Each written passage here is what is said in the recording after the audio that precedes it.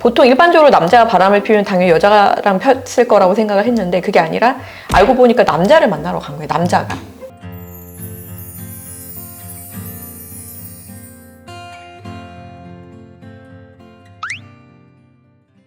안녕하세요. 법률사무소 봄의 대표 변호사 정인주. 법률사무소 봄 대표 변호사 이완수입니다.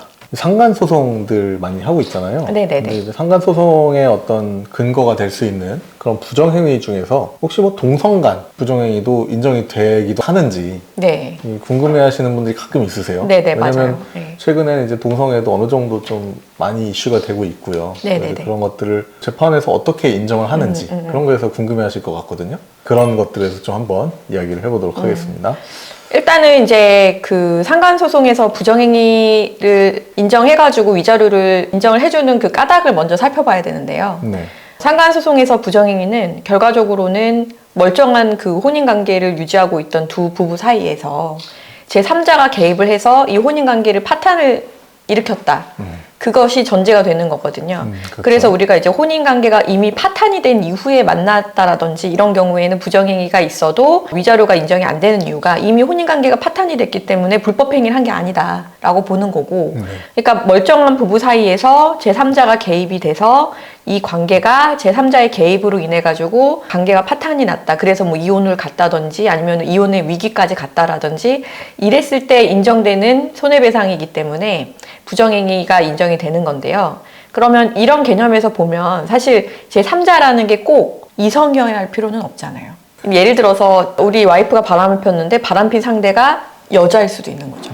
여자가 여자랑 바람을 폈는데 그걸로 인해 가지고 이 혼인 관계가 파탄으로 갔다면 결국 똑같은 거인 거예요. 네. 그래서 저희 진행 사례 중에 하나는 남편분께서 정확하게 성적인 어떤 정체성은 저희는 알 수는 없지만 혼자 계실 때 여장을 하시고 어플에 그 남자를 이제 만나러 다녔대요. 근데 이제 내용이 약간 좀 야한 내용들이 많았대요. 보통 일반적으로 남자가 바람을 피우면 당연히 여자랑 폈을 거라고 생각을 했는데 그게 아니라 알고 보니까 남자를 만나러 간 거예요. 남자가. 근데 여장을 하고 그리고 만나서 뭔가 되게 야한 얘기를 주고받고 이런 상황이 있었어요. 그래서 이거를 우연히 아내분이 알게 되셨는데 도저히 그냥 넘어가실 수가 없었다라고 하시더라고요. 그래서 이로 인해 가지고 이혼까지 가게 됐죠.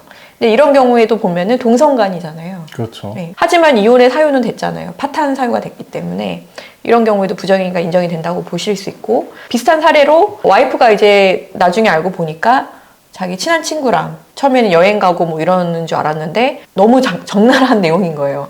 그래서 그 사실 알고 남편분이 이제 이혼 소송을 하고 이런 경우도 있었습니다. 그러면 이제 동성간에도 어쨌거나 재판부가 이제 사실관계를 파악했을 때 네네. 멀쩡한 혼인관계를 파탄에 이를 정도의 어떤 관계를 했다면 그렇죠. 예. 그럼 그 성별은 딱히 묻지 않는다. 그렇죠. 이렇게 볼 수 있겠네요. 네. 그게 중요한 거죠. 그러니까 네. 결국에는 동성애를 했든 뭐 이성애를 했든 간에 그게 중요한 게 아니라 그런 행위로 인해서 어떤 멀쩡한 부부관계 자체가 금이 갔다든지 파탄이 됐다, 뭐 아니면 파탄에 어떤 영향을 줬다, 그걸로 해가지고 인정되는 게 위자료의 액수란 말이죠.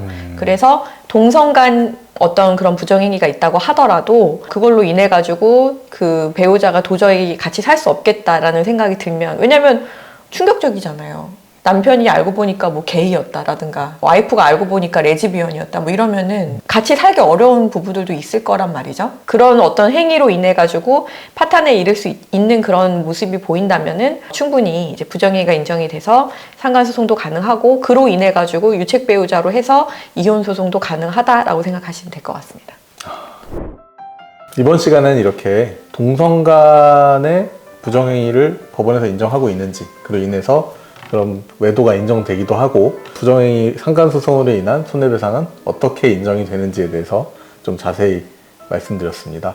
저희 영상이 도움이 되셨다면 좋아요, 구독 부탁드려요. 감사합니다.